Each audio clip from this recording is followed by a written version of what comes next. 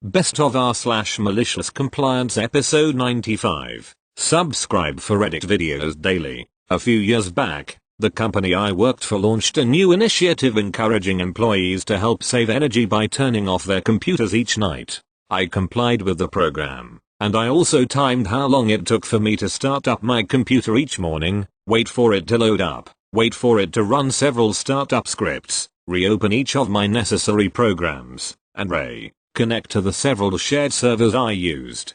I also calculated my per minute rate based on my salary, and when I multiply the two together, I found that it cost the company $3 daily in lost productivity to save a few pennies in energy consumption. Thank you. Next, I'm going to super compress the story for the sake of time. I used to be an hourly developer contractor at a major financial services firm and specifically focused on developing various tools and automation within a language called Perl. For those that don't know, Perl is very unique looking and isn't terribly easy to read, but it could do quite a bit. Anyway, I probably had about 50 various Perl applications and scripts running across the various teams, and while most of them were not mission critical, there was one that was absolutely critical. A big part of my day was developing new things based on various automation requests, and the other part of my days was focused on keeping the existing stuff running as upstream data sources would change, etc.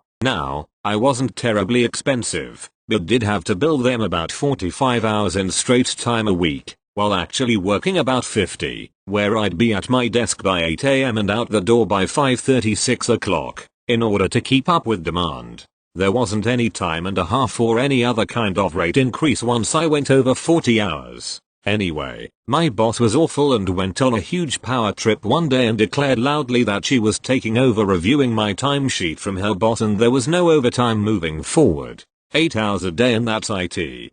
To this point, I had been giving them 3 hours each week and worked really hard, so this declaration completely rubbed me the wrong way. Flash forward to a couple days later. My most critical application crashed at around 3 PM because its upstream data feed had completely changed and that system owner hadn't notified me or participated within any other change control process. Once folks realized it was down, my boss and her boss appeared at my desk and watched over my shoulders in panic as I started updating my code to deal with the new structure. I found what the problem was and started on a new version.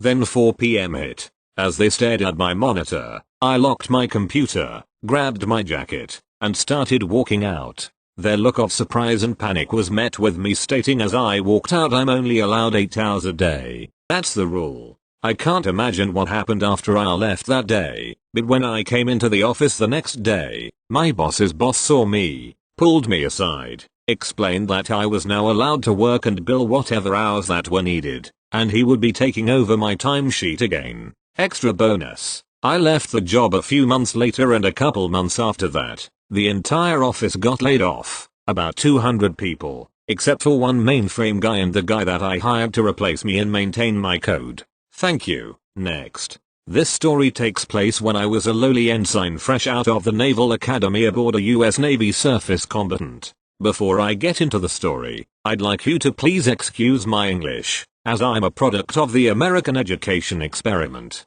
So back to the story. I was one of 3 newly minted ensigns, and because I went to 4 extra weeks of training between graduating and arriving at the command, I was somehow considered junior. This gave me the title of Yorgo Junior Officer requiring guidance.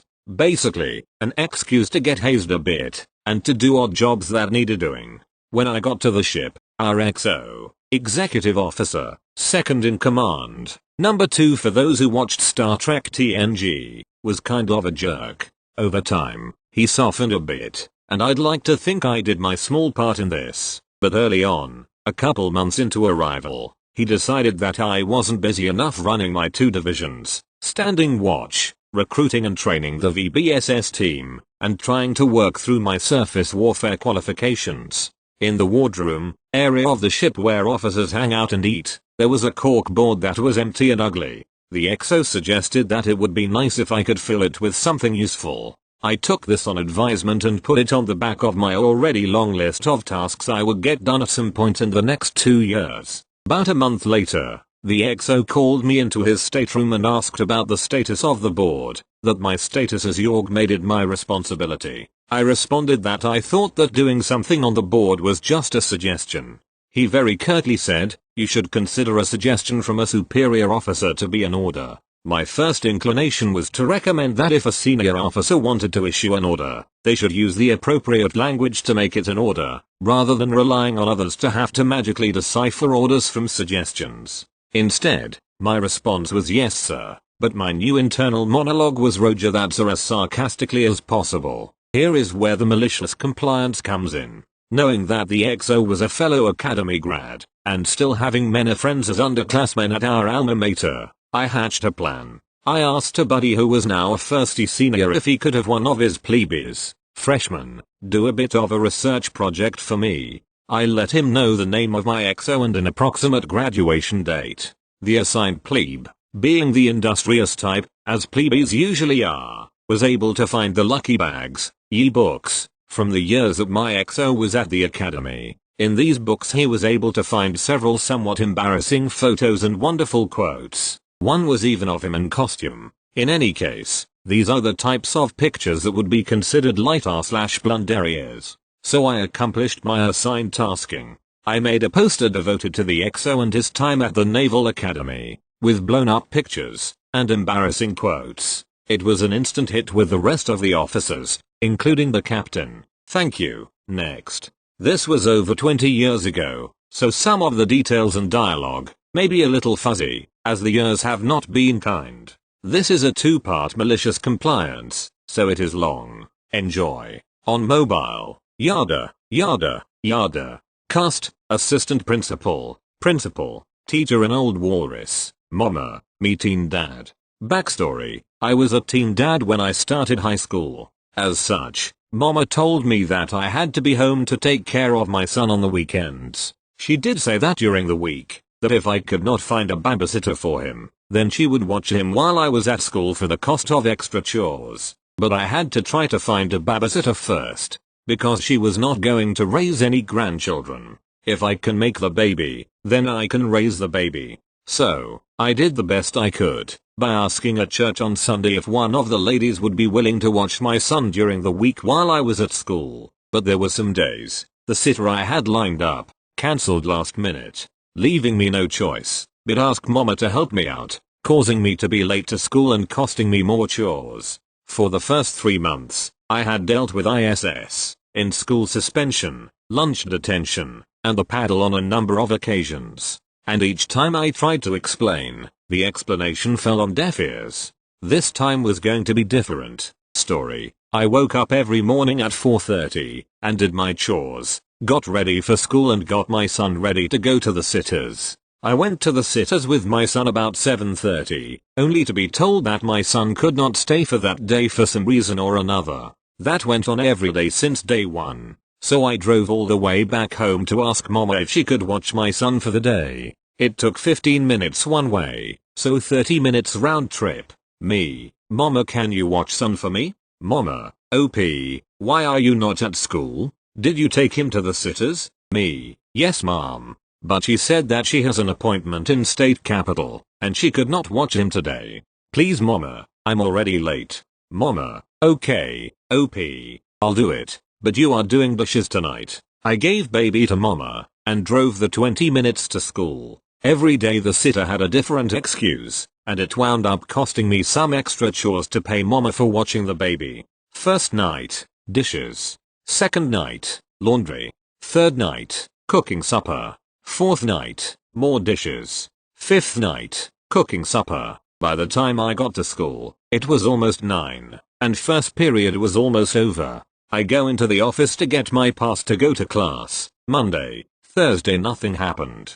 I got my pass and went to class. I gave the pass to the teacher and accepted the scolding from the teacher. Friday morning, however, when I went in the office to get the pass, principal called me into his office. I walked in his office. Principal, assistant principal and teacher are in there waiting for me. Principal, OP, please have a seat. I do, and he continues. OP, teacher tells me that you have been late to class all week. You know that all students must be here at or before 8 o'clock. We have had this discussion before, have we not? Now do you care to explain why you are late, every day? Me, yes sir, we have had this discussion before. And every time we have, I have told you every time, that I have a hard time getting a sitter. Assistant principal, interrupting me, that is no excuse. What does you needing a sitter for your siblings have to do with you being late every day? Teacher, yeah, I am tired of hearing that excuse. Now, you be in my class Monday morning on time, or you will be sorry. Do I make myself clear? Then he walks out before I could answer him. Assistant principal, well, I'm waiting. Tapping her foot, you better answer me now, young man. Me, well mom, I don't need a sitter for my siblings, I need a sitter for my son. Had you not interrupted me, I would have told you that. Assistant principal was mad that I had the nerve to talk to her like that. However, principal spoke up before assistant principal could get her words out. Principal, OP, watch how you speak to assistant principal, or do you need to have another talk with the paddle? I think since you want to be late all week, then lie about it and speak so rudely to assistant principal. You can have Saturday detention for the next 4 weeks. You will not be late. You will not make excuses. And you will apologize to assistant principal for your rude behavior. Do I make myself clear? Me, yes, sir, I understand.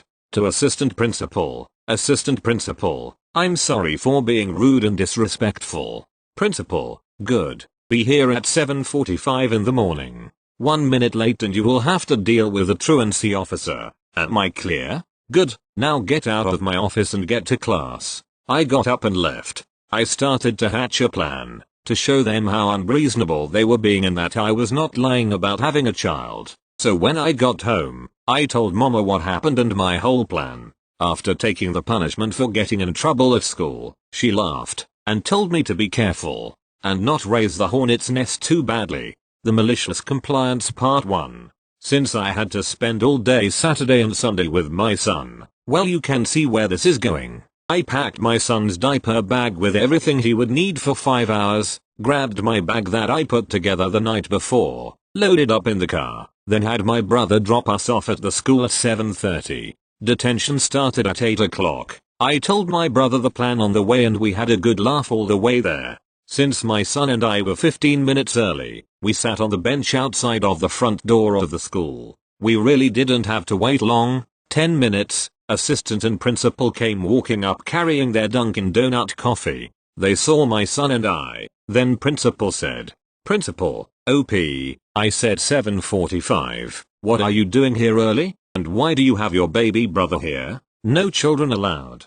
Take him home and get back here by 8 o'clock. Now. Me, sir, you did say that I have to be here by 7:45. I didn't want to be late for detention for being late. So I got here at 7:30. He is not my brother, he is my son. I pulled out the unofficial copy of his birth certificate, with father's name section highlighted and showed him. See, sir, it says right here, father's name, OP. It takes 20 minutes to get home, 5 minutes to drop him off, 60 minutes to explain to mama why he is not with me, 20 minutes to get back, and on top of that, I would have to wait 30 minutes for my brother to come get me, so I can take him home. So all in all, 2 hours 15 minutes round trip to comply with your orders. It is 7:40 now, sir. By the time I do all of that, it will be 9:55. So no sir, I cannot follow that order, as I would be 1 hour 55 minutes late getting back. Sorry, sir. Principal was peeved that I had the nerve to talk back to authority. He stomped off and unlocked the doors of the school. Assistant principal, we will be calling mama to come get the child. Don't think you can get away with this sort of behavior. We go in, they call mama and told her how rude and disrespectful I was being and that she needed to come get my son. To which mama told them, relayed to me by mama after I got home. Mama, really? That sounds like a you problem. It also sounds to me like you are the ones that are being rude and disrespectful. That is Arp's child. It is his time to spend with his son. If you don't like it that OP brought his son with him, then maybe believe him when he tells you something. Don't bother me again over some BS, because you get your feelings hurt. Grow a spine and grow up. That was that. They didn't bother me or my son for the rest of the detention time. I brought my son with me for the whole 4 Saturday detentions. After that, I never received another Saturday detention. Malicious Compliance Part 2. T had told me the Friday before the first Saturday detention that I had better be on time for his class that next Monday. So step 2 of my plan activated. I called all of my other teachers Sunday and told them what I was going to do for the rest of the term. It was about 8 weeks before Christmas break. They were on board with it, but told me that if my son started to disrupt class then they would have to ask me to abandon the malicious compliance. I agreed, and the next morning, I also told the lady at church, who keep leaving me stranded without a sitter, I would no longer be asking or paying for her as a babysitter. She was mad, but I don't care. I did the normal stuff. Woke at 4:30, did my chores, ate breakfast, got ready for school, got my son ready, with enough things for 10 hours, as I figured I would have ASD, after school detention, got in the car, and instead of going to the sitters, went to school. I was on time. 7:40, I go in the office with my son, who was asleep, and got him a visitor's pass. The receptionist laughed when I told her why I needed a visitor's pass instead of a tardy slip. I took the pass and go to first period, physical science, the class that I was always late for. I walk in, take my seat and wait for first bell. Of course, all the girls and some of the guys in the class are going gaga over my son. Even some of the snobby girls are talking to me. First bell rings, 8 o'clock. Teacher walks in and starts taking attendance, gets to my name. Teacher, OP. Well, I guess he doesn't care about my class again. That's it, I'm done with his tardiness. Class, I'll be back. Before he can get out the door. Me, present, sir. Teacher, well, you decided to be on time after all. So, what's your excuse this time? Why have you decided today of all days, to grace us with you being on time? Me, well, sir, if you care to remember Friday in principal's office, that you wanted me here on time, no excuses. Then you left before I could acknowledge your order, sir. So, sir, I am here on time as you ordered with my son, since you did not believe me when I said that I could not find a babysitter, sir. His face turned blood red. He was PA'd by my answer. He continued to take attendance, then turned to me and started barking something. All I could make out was, office, how dare you, call, baby, and detention. All his yelling woke up my son, who started crying. I stood up, got my things and son, and said, me, sir, look what you went and done. You woke up the baby. I hope you are happy now, sir. Then I went into the hall, but not before hearing all my classmates agreeing with me.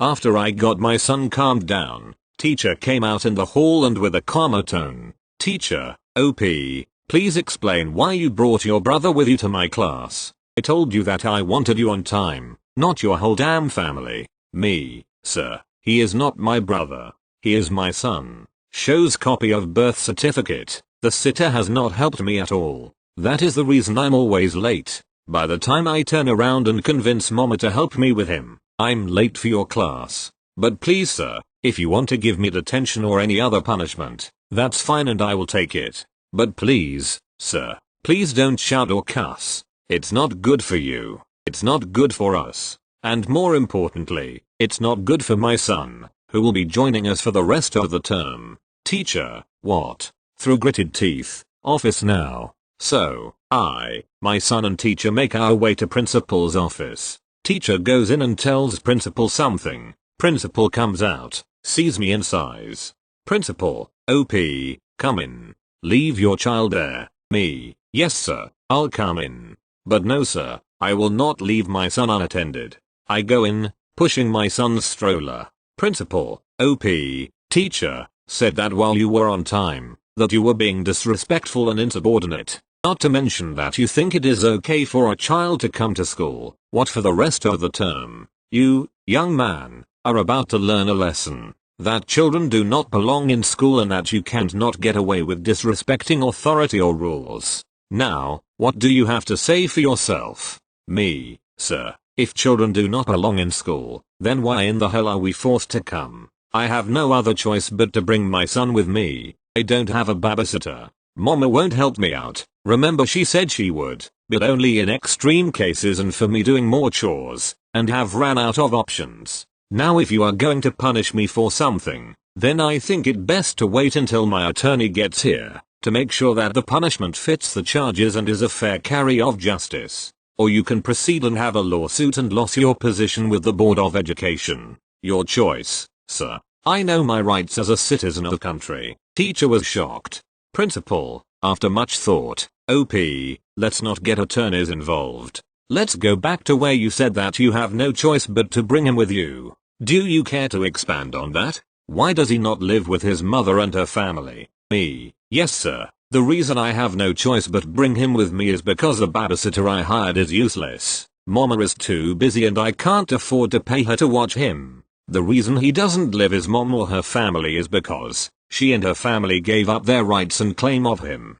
Her family said that they don't want a bastard in their family, and she is in state women's facility for assault and attempted murder. So, you see there is no other choice. Teacher, OP, if that is true about his mother, then why is he not in the care of Child Protection Services? Why do you have custody? Me, because, sir, the same reason why I have an attorney on retainer. If you have any further questions about the matter, you can contact my attorney. Teacher was silent after that. After a really long discussion, I went on about my day. The other teachers were okay with my son being in their class. I contacted my attorney when I got home from school. He contacted the Board of Education and got them to agree that my son could indeed attend classes with me until I either found a babysitter or finished the term. Due to my situation, I ended up changing schools before we went back after New Year's.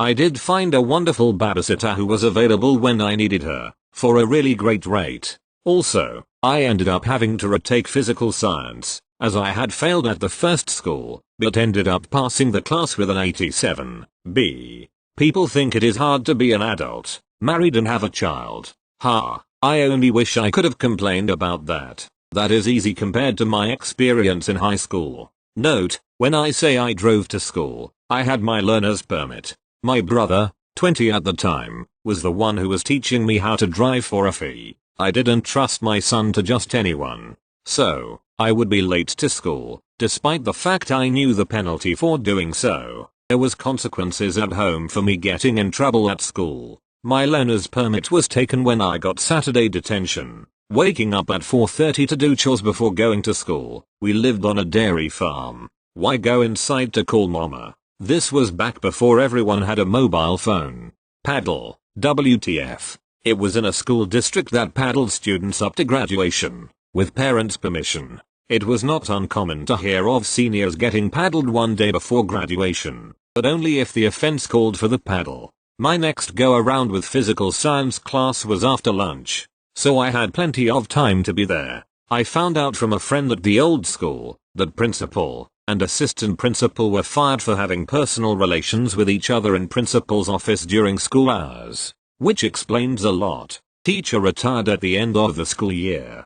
Good riddance, you old walrus. Thanks for reading. I know it was a lot, but sorry to bore you with a long story. If you have any questions about anything in the story, please feel free to ask. Thank you. Next. First time poster. On mobile. So this happened when I was back in pharmacy school. My entire life, every class I've been in we have been dubbed the weak and troublesome class, and it's no different for my university years. When I say we, I mean the entire class. Anyway, our first year the administration made a rule to sign a register for attendance every class. They said it was because we were the first biggest class they have ever taken in, but we never questioned it.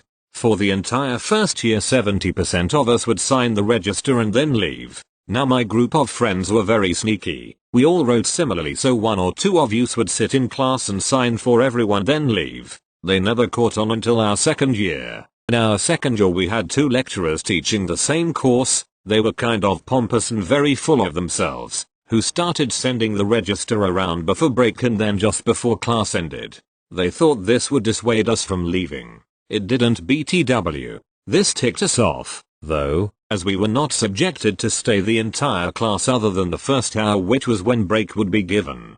Now all our classes were in the same room, so it's not like we had to change locations and had to return. Now the malicious compliance. My group as usual left our bags and went about our ways as we signed the first time before break. Now we had lots of friends, so they would message us when the roll was being sent around again and we would return and sign it. The lecturers actually couldn't say anything because we returned and stayed for the remaining 15 minutes of class and confirmed we were there. It didn't take long before the class started adopting our technique within the week. It eventually became a system and we beat it even when they tried to change it. The administration even tried to stop us but couldn't do anything because all the signatures matched. When they asked us, we told them, our signatures are there, so can't say we weren't present. By the second term we were so accustomed to it, it didn't bother us. To this day, one of the admin workers says they talk about it still. Thank you. Next. So for some context, I work at a facility for adults with developmental disabilities. Some of these are day services, some are group homes. My facility is one of some 20 or so, which is around 50 miles away from any of the others. This becomes very important later. So due to the pandemic, all of the company's day services were told that they would be closed until further notice, and that initially we could choose to work at one of the group homes in our area instead. This didn't apply to me or my facility as we had no local group home. When questioned about this, my boss, who is amazing, said that we should be able to use our sick leave to cover our hours, which would have been great. But then her boss's boss found out and began laying out new rules company-wide, the most important of which was no employees were allowed to take vacation or sick leave to make up for their lost hours. Anyone wanting to maintain their minimum hours to comply with full-time worker status must work shifts at one of the group homes. The company though would pay for all travel time and allow us to use company vehicles. And this is where the malicious compliance comes in. Remember when I said that the nearest group homes were around 50 miles from my facility? I went through and found the shortest shifts available at different facilities for the entire month of April and began taking 2-3 shifts per day, allowing plenty of drive time between each one. My boss, who had to submit these shift requests, instantly saw my intentions but sent them through and got them approved. Did I mention sir is awesome? I later went and added up the hours and the drive time. For the month of April I will be working some 155 hours, of which 65 is nothing but driving from facility to facility, which is 65 hours of time to enjoy some good audiobooks/music. TLDR, made my company pay me to listen to audiobooks. Sorry for the formatting, I was typing this on my phone. Thank you. Next. Back in college, I was waiting tables at a local place. Nice place, open for lunch and dinner.